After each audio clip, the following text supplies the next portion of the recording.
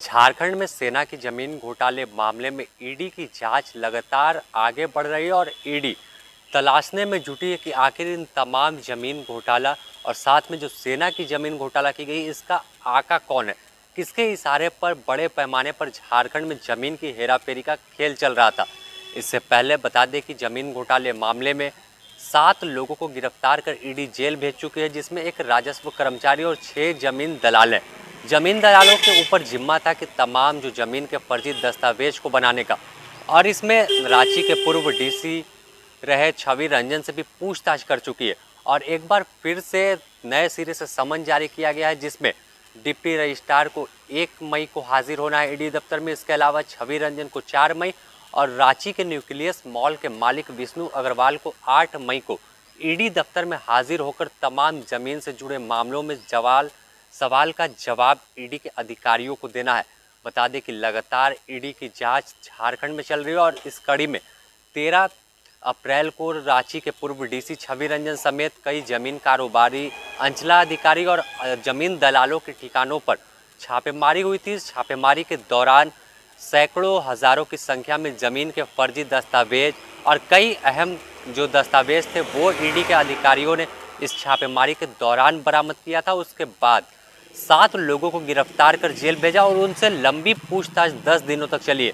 10 दिनों की पूछताछ में कई अहम जो जानकारी है वो ईडी को हाथ लगी और उस कड़ी को अब आगे बढ़ाने की कोशिश ईडी के अधिकारी कर रहे हैं। और उस कड़ी में जोड़ने को लेकर रांची के पूर्व डीसी छवि रंजन हो या विष्णु अग्रवाल हो या फिर डिप्टी रजिस्ट्रार जो हैं उनको समन जारी किया गया और समन भेजकर पूछताछ के लिए बुलाया गया है। बता दें कि रजिस्ट्रार कार्यालय में भी देर रात छापेमारी कर कई दस्तावेज ईडी के अधिकारियों ने बरामद किया था और लगातार उस दस्तावेजों को गहन तरीके से जांच किया जा रहा है। और आखिरकार अब फिर समन जारी हुआ है तो काफ़ी तमाम लोगों की मुश्किलें बढ़ने वाली है, क्योंकि रांची में सिर्फ सेना की नहीं ऐसी हज़ारों एकड़ ज़मीन है जिसकी हेराफेरी फर्जी तरीके से की गई है।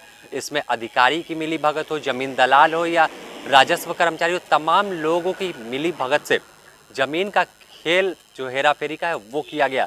इन सब के बीच झारखंड में राजनीतिक बयानबाजी भी जारी है। एक और जहां सत्ता पक्ष झामुमो बता रहा है कि तमाम जो ईडी की कार्रवाई चल रही है वह एक संवैधानिक संस्था है, लेकिन ईडी की कार्रवाई अक्सर देखा जा रहा है कि जहां गैर भाजपा शासित राज्य है वैसे जगहों पर ईडी अपनी दबिश बढ़ा रही है। तो अब फिलहाल बयानबाजी जारी है और आपको हम सुनाते हैं और क्या कुछ कह रहे हैं झामुमो नेता विनोद पांडे। देखिए, मौजूदा परिस्थिति में ईडी हो, सीबीआई हो, इनकम टैक्स हो,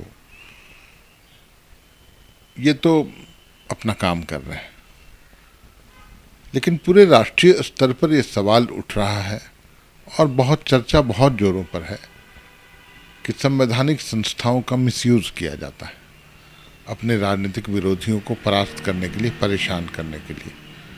जो राजनीतिक विरोधी मजबूत हैं, प्रभावशाली हैं, जिनसे राजनीतिक तौर पर ये नहीं निपट पाते, वहाँ इस तरह के हथकंडे हम लोग देख रहे हैं पूरे राष्ट्रीय स्तर पर। झारखंड की बात नहीं है सिर्फ अकेले, लेकिन झारखंड में कुछ ज़्यादा दबिश देखने को मिलती है, चूँकि यहाँ एक बहुत ही मजबूत, राजनीतिक रूप से बहुत ही मजबूत एक गठबंधन की सरकार है, लोकप्रिय मुख्यमंत्री हैं।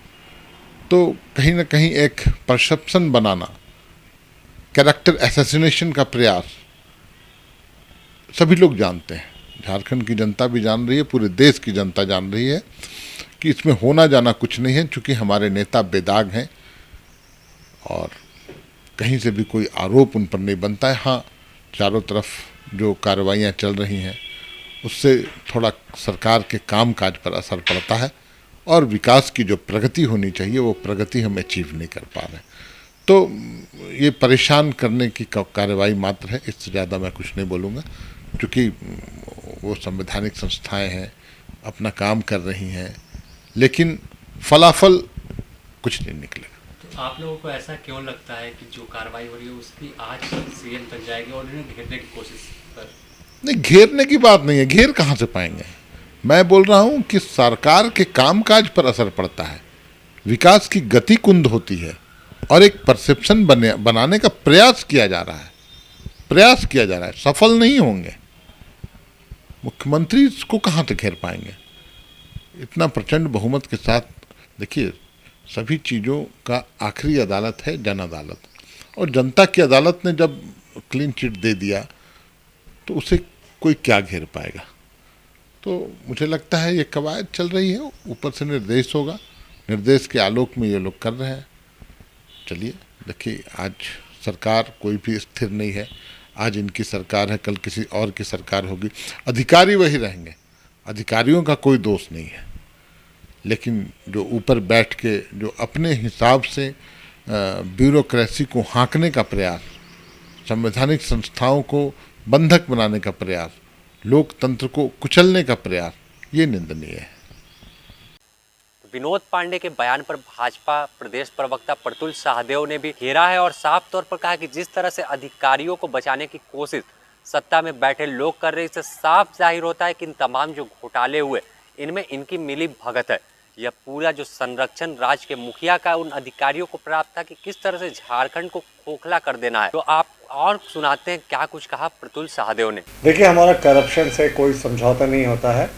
ये मोदी जी का न्यू इंडिया है। यहाँ आप कितने भी ऊंचे पद पर हों, अगर आपने भ्रष्टाचार किया है तो कानून के लंबे हाथ, एजेंसियों के लंबे हाथ अंततः आप तक पहुँचेंगे ही। ये कांग्रेस का यूपीए शासनकाल नहीं है जब सीबीआई जैसी बड़ी एजेंसी को भी सुप्रीम कोर्ट ने पिंजड़े में कैद तोते की संज्ञा दी थी।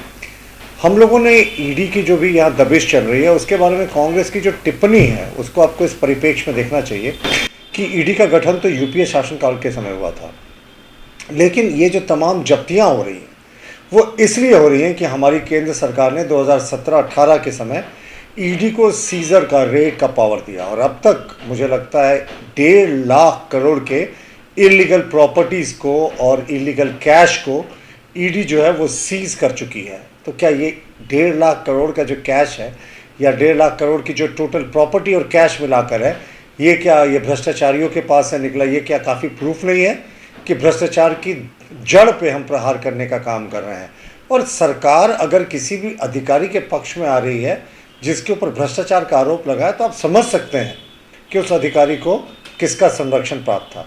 इसीलिए हम कहते हैं कि झारखंड में जो कुछ भी हो रहा है वो स्टेट स्पॉन्सर्ड करप्शन है, यानी राज्य पोषित भ्रष्टाचार। फिलहाल प्रतुल सहदेव और विनोद पांडे आमने सामने हैं। भाजपा और सरकार के बीच तकरार जारी है।